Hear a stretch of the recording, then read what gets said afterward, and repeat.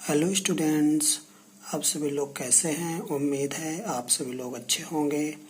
आज की इस वीडियो में हम लोग NCERT book class 4 subject maths chapter 6 the junk seller and page number 60 and 61 को कवर करेंगे। अगर आप लोगों ने इसके पहले वाले चैप्टरों की वीडियो नहीं देखी है तो इस वीडियो के डिस्क्रिप्शन सेक्शन में जा करके वहां पर दिए गए लिंक पर क्लिक करके देख सकते हैं। तो चलिए इस वीडियो को स्टार्ट कर लेते हैं। Now here you can see this is the page number 60 of your book and this is the new chapter 6 the junk seller. So let's start this video. यहाँ पर आप लोग स्क्रीन में एक पिक्चर देख रहे होंगे जो कि एक दुकान को शो कर रही है। यहाँ पर ये एक कबाड़ी की दुकान है जिसमें कई प्रकार का कबाड़ रखा हुआ है। इस दुकान का नाम किरण सुमित्रा कबाड़ी की दुकान है। ठीक है, यहाँ पर आप लोग देख सकते हैं ये एक यहाँ पर लेडी है जिसकी दुकान है और ये इस दुकान में बैठी हुई है। यहाँ पर कहा जा रहा है have you ever met a कबाड़ी वाले a women who sells junks. This is a true story told by Kiran who has a junk shop in Patna. यहाँ पर कहा जा रहा है कि क्या आप लोगों ने कबाड़ी वाली को देखा है। कबाड़ी वाली अर्थात एक वोमेन जो जंक बेचने का काम करती है। यह एक सच्ची कहानी है जो कि किरण के द्वारा बताई गई है। Who has a junk shop in Patna, जिसकी शॉप पटना में है। ओके, तो यानी आप लोग यहाँ पर देख सकते हैं कि ये जो लेडी है इसका नाम किरण है और ये कबाड़ी वाली है। यहाँ पर आप लोग देख सकते हैं कि ये किरण की पिक है और ये अपने बारे में कुछ बताना चाहती है। तो चलिए इसे देख लेते हैं। I studied in a Hindi medium school in my village. My father wanted girls to study like boys. I loved Hindi and science but I hated maths. Today maths is most useful for my work. I could never imagine this in school. तो यहाँ पर आप लोग देख सकते हैं कि यहाँ पर इसने अपने बारे में बताया है कि ये एक हिंदी मीडियम स्कूल से पढ़ी है और वो हिंदी मीडियम स्कूल अर्थात स्कूल वो एक गांव अर्थात उसके गांव में था और वो कहना चाहती है कि जो उसके फादर हैं वो उसे पढ़ाना चाहते थे जैसे कि लड़कों को पढ़ाया जाता है। इसका मतलब ये हुआ कि पहले अर्थात आज से बहुत साल पहले सिर्फ लड़कों को पढ़ाया जाता था, लड़कियों को नहीं पढ़ाया जाता था। लेकिन इनके जो पिताजी हैं वो इन्हें पढ़ाना चाहते थे जिस तरह लड़कों को पढ़ाया जाता था। और ये कहते हैं कि मुझे हिंदी और साइंस पसंद है बट आई हेटेड मैथ्स, लेकिन मुझे मैथ नहीं पसंद है।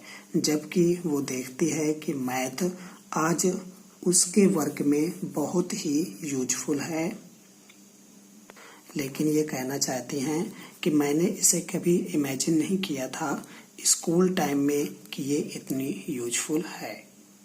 यहाँ पर आप लोगों से कुछ क्वेश्चन किए जा रहे हैं जिनके आंसर आप लोग दे सकते हैं। What about you? यानी कि तुम्हारे हिसाब से मैथ कैसी है। Do you also find maths difficult? क्या तुम्हें भी मैथ कठिन लगती है। तो यहाँ पर आप लोग अपने हिसाब से इन क्वेश्चंस के आंसर कर सकते हैं कि तुम्हें मैथ कैसी लगती है, इजी लगती है, टफ लगती है या फिर किस तरह की लगती है। ठीक है, और उसके बाद भी सोचो कि ये तुम्हें टफ क्यों लगती है। अगर टफ लगती है तो क्यों लगती है और इजी है तो क्यों इजी है। नेक्स्ट क्वेश्चन है what is the most difficult thing in your maths book. तो यहाँ पर भी आप लोग इसका आंसर बता सकते हैं अपने हिसाब से कि तुम्हारी मैथ्स बुक में तुम्हें सबसे ज़्यादा डिफिकल्ट क्या लगता है, उसे यहाँ पर आप लोग लिख सकते हैं। What do you think is the easiest lesson? तो इसका भी आंसर आप लोग अपने हिसाब से बता सकते हैं। अब आप लोग स्क्रीन में देख पा रहे होंगे कि मैंने इन तीनों क्वेश्चन के आंसर को यहाँ पर शो किया है, तो आप लोग इन्हें देखिए और इन्हें नोट भी कर सकते हैं। अगर तुम्हें अपने हिसाब से कुछ चेंजमेंट करना है तो वो भी कर सकते हैं। अब यहाँ पर किरण और अपने बारे में बता रही है। When I was young, my father died in an accident. So my mother worked as a servant in some houses. We had a difficult time. I had to leave school after class 8. जब वह young थे तब उसके पिता की death हो गई थी, ओके, एक एक्सीडेंट में, और उसकी माँ कुछ घरों में काम किया करती थी। He had a difficult time. उस समय उनका समय बहुत ही कठिनाइयों से भरा हुआ था। I had to leave school after class 8. और उसने स्कूल को छोड़ दिया था जब वो क्लास 8 में थी। यहाँ पर देख सकते हैं आफ्टर क्लास 8, अर्थात क्लास 8 के बाद में उसने छोड़ दिया था। और वो कह रही है आई वांटेड टू स्टडी, कि वो और पढ़ना चाहती थी। I wanted to study more but my mother got me married. वो कहना चाहती है कि उसे पढ़ने का और मन था, पर उसकी माँ उसकी शादी करा देती है। अब यहाँ पर उसकी शादी के बाद की स्टोरी बताई जा रही है और वो अपने रहने के तरीके और काम के बारे में बताएगी। यहाँ पर कहना चाहती है कि my husband's family lived in a mud house, यानी कि जो उसके हस्बैंड की फैमिली थी वो एक मिट्टी के घर में रहती थी। His 2 brothers and his sister, उसके 2 भाई और बहन did not go to school, अर्थात उसके हस्बैंड के, ओके, यहाँ पर हस्बैंड की बात हो रही है, तो उसके हस्बैंड के 2 ब्रदर्स अर्थात 2 भाई और sister, his sister did not go to school, school नहीं जाते थे। He had a tea stall, उनके पास एक टी स्टॉल था, अर्थात टी की शॉप थी। अब यहाँ पर आप लोग देख सकते हैं ये पेज नंबर 61 है, तो चलिए इसे भी देख लेते हैं। Find out how much for a cup of tea, ask people and find out the cost of a cup of tea at a tea stall. यहाँ पर हमसे कहा जा रहा है कि हमें लोगों से पूछना है और पता लगाना है कि एक कप चाय की कीमत कितनी होती है। एट ए टी स्टॉल अर्थात टी स्टॉल में, एट ए होटल और एक होटल में।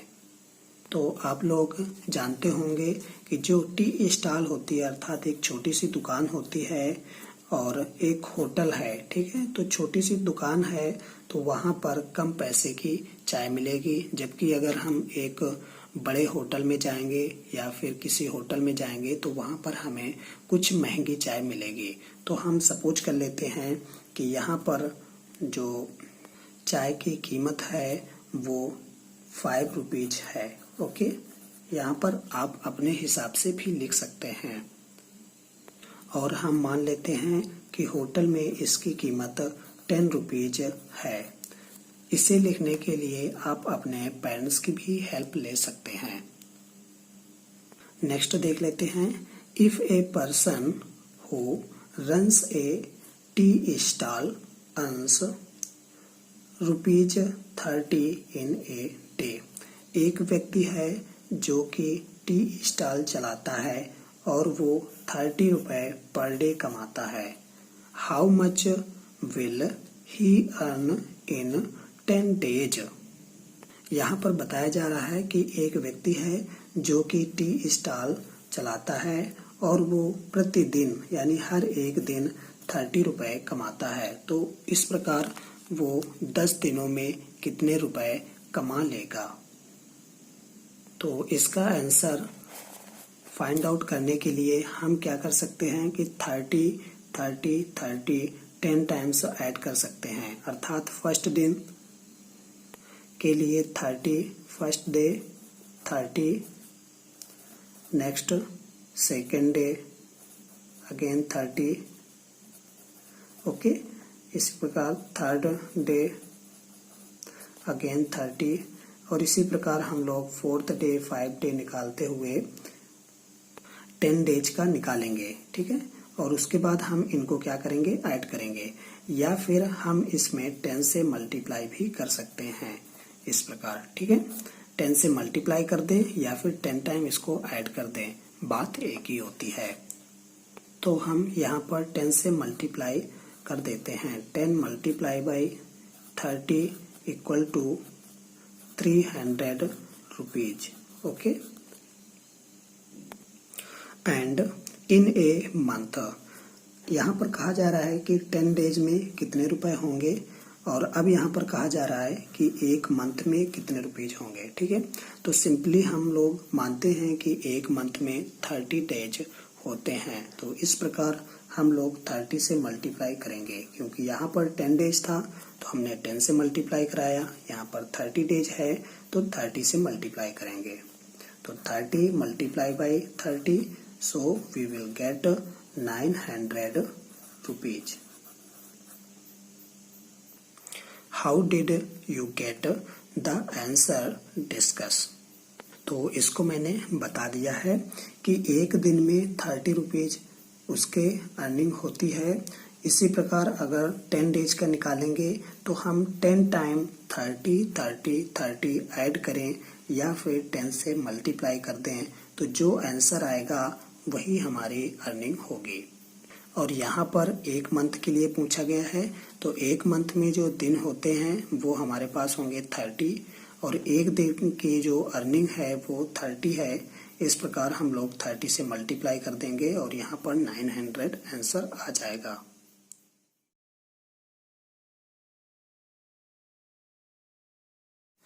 अब यहाँ पर किरण और कुछ कहना चाहती है।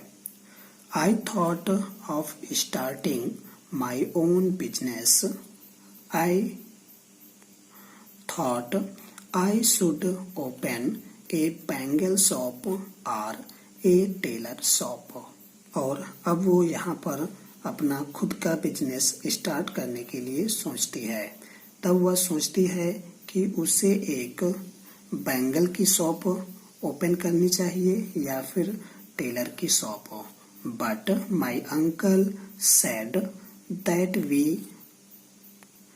Could earn a lot by opening a junk shop. जब वो बिजनेस के बारे में सोचती है तो वो सोचती है कि बैंगल शॉप ओपन करें या फिर टेलर की शॉप हो। लेकिन उनके जो अंकल हैं वो उससे कहते हैं कि अगर हम लोग जंक शॉप ओपन करते हैं तो हम बहुत सारा धन कमा सकते हैं। In 2001, my mother-in-law and I opened a junk shop. We took a loan of rupees 8,000 for the shop. इस प्रकार 2001 में उनकी सासू माँ और वो एक जंक शॉप ओपन करती हैं और इस शॉप को ओपन करने के लिए वो 8,000 रुपए का लोन लेती हैं। यहाँ पर एक वर्ड यूज किया गया है लोन, ठीक है। तो क्या आप लोग लोन के बारे में जानते हैं? तो चलिए मैं आप लोगों को थोड़ा सा इसके बारे में बता देता हूँ। ये क्या होता है कि उधार पैसा लिया जाता है, अर्थात उधार लिया गया पैसा जिसके बदले में हमें उस पैसे से थोड़ा ज़्यादा पैसा वापस करना होता है। तो इस प्रकार के अमाउंट को हम लोग लोन बोलते हैं। Find out what is a loan. यहाँ पर आप लोगों से कुछ क्वेश्चन किए जा रहे हैं।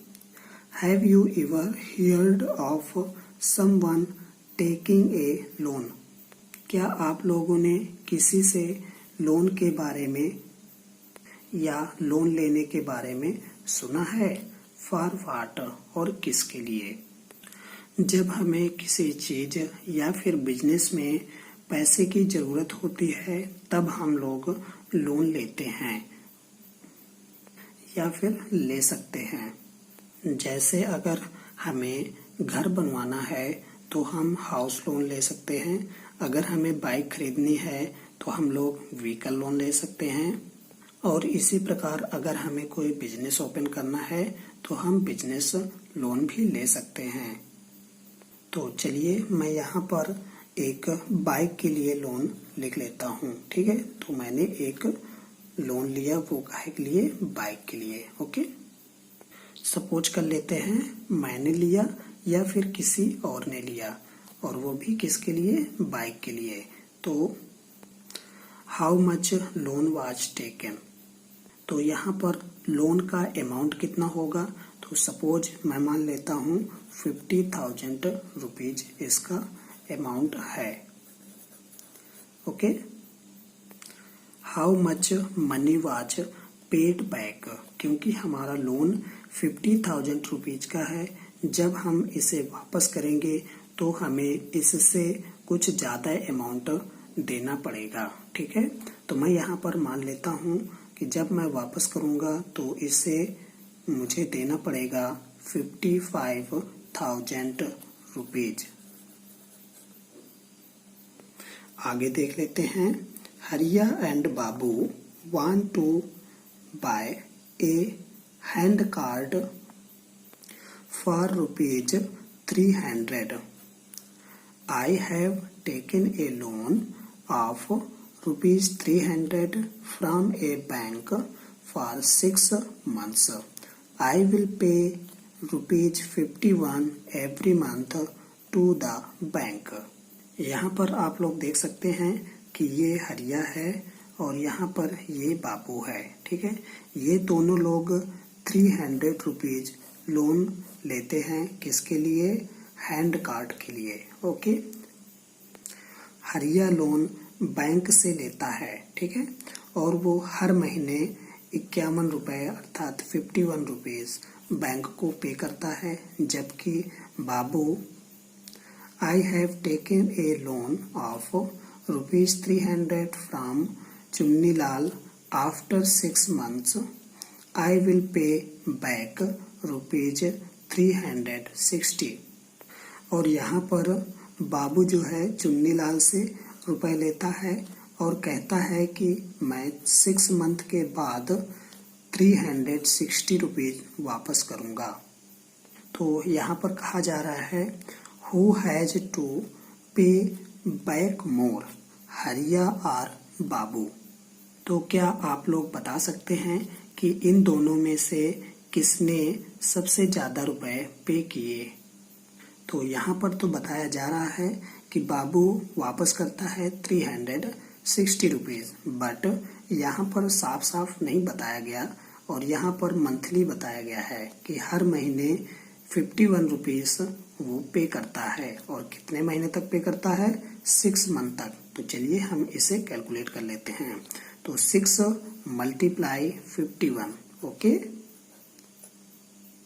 क्योंकि हर महीने 51 रुपीज देता है तो इस प्रकार 6 मंथ में कितना हो जाएगा? तो 6 मल्टीप्लाई 51 और इसका आंसर हमें मिल जाएगा 306 रुपीज। तो अब आप लोग यहाँ पर देख सकते हैं कि बाबू ने सबसे ज़्यादा रुपए पे किए हैं जो कि 360 हैं और कम हरिया ने पे किए जो कि 306 हैं। तो यहाँ पर आंसर हो जाएगा बाबू। इस प्रकार ये पेज हमारा कंप्लीट होता है।